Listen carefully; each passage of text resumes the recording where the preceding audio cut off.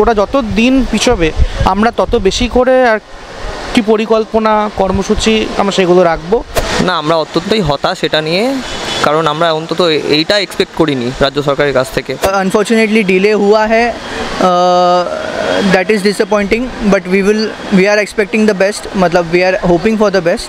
এটা আমাদের তখন 27 তারিখ একটা শুনানি ছিল, ওই জন্য এক সপ্তাহের ডেডলাইনটা দেওয়া ছিল। এবার সেই ডেডলাইনটা এক্সটেন্ড করা হবে কি না সেটা আমরা সিদ্ধান্ত খুব শীঘ্রই প্যানজীবী মানে সমস্ত কলেজে জিবি করে আবার সিদ্ধান্ত নেওয়া হবে। আরজিকর মামলার পরবর্তী শুনানি ছিল 27শে সেপ্টেম্বর, কিন্তু রাজ্য সরকারের তরফ থেকে কিছু আবেদন জানানো হয় সুপ্রিম কোর্টে এবং সেখানে দাঁড়িয়ে যে মামলা ছিল 27 তারিখ সেই মামলা পিছিয়ে 30শে সেপ্টেম্বর করা হয় এবং আগামী সোমবার। সেই জায়গায় দাঁড়িয়ে জুনিয়র ডাক্তাররা এই বিষয়টিকে কিভাবে দেখছেন সরাসরি তাদের মুখ থেকে শুনে নেব। না, আমরা অত্যন্তই হতাশ এটা নিয়ে, কারণ আমরা অন্তত এইটা এক্সপেক্ট করিনি রাজ্য সরকারের কাছ থেকে। আমরা ভেবেছিলাম অন্তত সুপ্রিম কোর্টে শুনানিগুলো ঠিকঠাক টাইমে হবে, বাট সেটা হলো না। ঠিক আছে, এরপরে আমরা সেইভাবে আমাদের কর্মসূচি ঠিক করব। আমরা তো 7 দিন সময় দিয়েইছিলাম, সেই 7 দিনে আর 4 দিন বাকি আছে।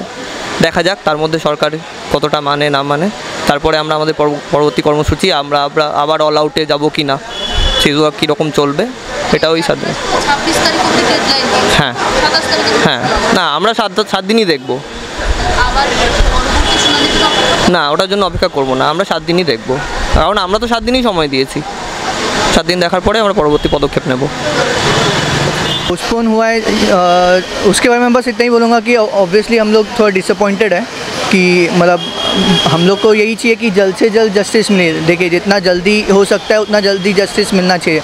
जैसे कि सब पहले से कह रहे हैं, justice delayed is justice denied, मतलब बेसिकली हम वही चाहते हैं कि जल्द से जल्द हियरिंग हो, इनफैक्ट फास्ट ट्रैक हियरिंग्स हो। बट अनफॉर्चुनेटली डिले हुआ है, that is disappointing, but we are expecting the best, मतलब we are hoping for the best. और तो कुछ ज़्यादा बोल नहीं सकते इस बारे में। आप लोग एक डेडलाइन दिए थे स्टेट गवर्नमेंट को कि एक हफ्ता जी डेफिनेटली की टाइम दिए थे, उसके बाद आप लोग पिछले हियरिंग में बात यही हुआ था कि स्टेट की तरफ से कि उनको 2 से 3 हफ्ते का टाइम चाहिए for all the security measures बराबर, जैसे CCTV कैमराज, साइड रूम्स, ये सब बराबर हो जाए। उसके लिए उन लोग को 2 to 3 वीक्स, उसी के लिए उन लोग ने 2 to 3 वीक्स मांगा है। हमने सब जन अपने अपने डिपार्टमेंट में वही सब चीज़ों के बारे में, उसके प्रोग्रेस के बारे में सब जन अप्रोच कर रहे हैं कि जल्द से जल्द ये सब चीज़ें हो जाए। हमारा पॉइंट यही है कि हम लोग 2 to 3 वीक्स, क्योंकि हम लोग भी नहीं चाहते कि कोई हेल्थ किसी को डिनाई हो, इसलिए हम लोग ज्वाइन किए हैं विद ये माइंड में रखते हुए कि अगर हमें ऐसा लगा कि स्टेट की तरफ से अप्रोप्रिएट मेजर्स नहीं लिए जा रहे हैं, देन हमें भी एक्शन या एस्केलेशन सोचना पड़ेगा। बट टिल सर्विस में ज्वाइन किए? जी depending on departments, emergency and essential services join हुए हैं। जो नॉन एसेंशियल सर्विसेज है उसमें अभी ज्वाइन नहीं हुआ है।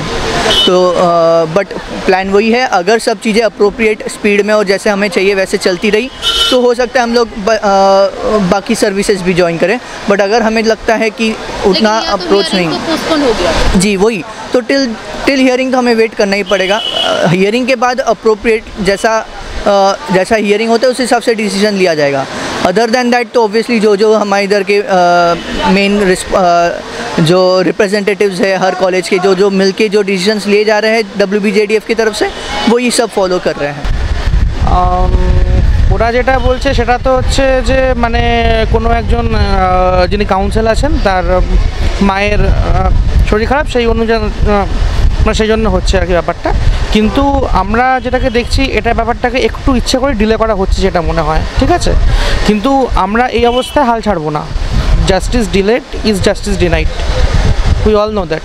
কিন্তু এই অবস্থায় আমাদের আগে ভেঙে পড়লে হবে না। ওটা যত দিন পিছবে আমরা তত বেশি করে আর কি পরিকল্পনা কর্মসূচি আমরা সেগুলো রাখবো। We will. তো জুনিয়র ডাক্তারদের তরফ থেকে 1 সপ্তাহ ডেডলাইন দিয়েছিলেন যে তারপর আপনারা কাজে ফিরবেন কি না, আরও বৃহত্তর আন্দোলনে যাবেন, সেটা নিয়ে কী চিন্তা হবে? আপনাকে এটা আমরা জানিয়ে দিই যে আপাতত যে বন্যা বিধ্বস্ত যে অঞ্চলগুলো আছে সেখানকার দুস্থ মানুষদের কথা ভেবে আমরা পার্শিয়ালি এমার্জেন্সি ডিউটি রিজিউম করেছি আপাতত। তো এবার যদি দেখছি যে আরও পিছিয়ে যাচ্ছে জিনিসটা, মানে সেই অবস্থা সুযোগ নিয়ে মানে আমরা যেটা চেষ্টা করছি অনলি ফর পিপল, ঠিক আছে, এটা আমাদের সেফটি সিকিউরিটি কিন্তু এখনও কনফার্ম হয়নি, তাও আমরা কিন্তু আসছি, আমরা কাজে যাচ্ছি, আমরা এমার্জেন্সি ডিউটি করছি, মানে যেটুকু না করলেই নয়, মানে সাধারণ মানুষের স্বার্থেই আমরা করছি। কিন্তু এইটাকে যদি কেউ সুযোগ নিয়ে যদি কেউ খারাপভাবে আবার যদি পিছিয়ে দেন, সেক্ষেত্রে আমরা দেখব, আমরা একটা আরও বড় করে আন্দোলন হয়তো পরে পরিকল্পনা করব।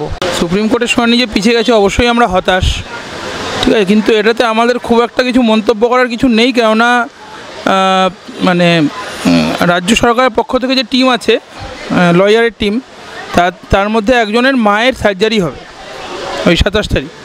তো এটাতে তো বলার কিছু নেই, এই জন্য মানে কেউ এটার অপোজিশনও করেননি। তো 30 তারিখ হবে, অবশ্যই আমরা হতাশ, কিন্তু এতে খুব একটা কিছু বলার নেই। আপনারা তো এক সপ্তাহের একটা ডেডলাইন দিয়েছিলেন। হ্যাঁ, তো এখন এটা আমাদের তখন 27 তারিখ একটা শুনানি ছিল, ওই জন্য এক সপ্তাহের ডেডলাইনটা দেওয়া ছিল। এবার সেই ডেডলাইনটা এক্সটেন্ড করা হবে কি না সেটা আমরা সিদ্ধান্ত খুব শীঘ্রই প্যানজিবি মানে সমস্ত কলেজে জিবি করে আবার সিদ্ধান্ত নেওয়া হবে। বাংলা হান্টের আরও খবর দেখতে নজর রাখুন। বাংলা খবর মানেই বাংলা হান্ট।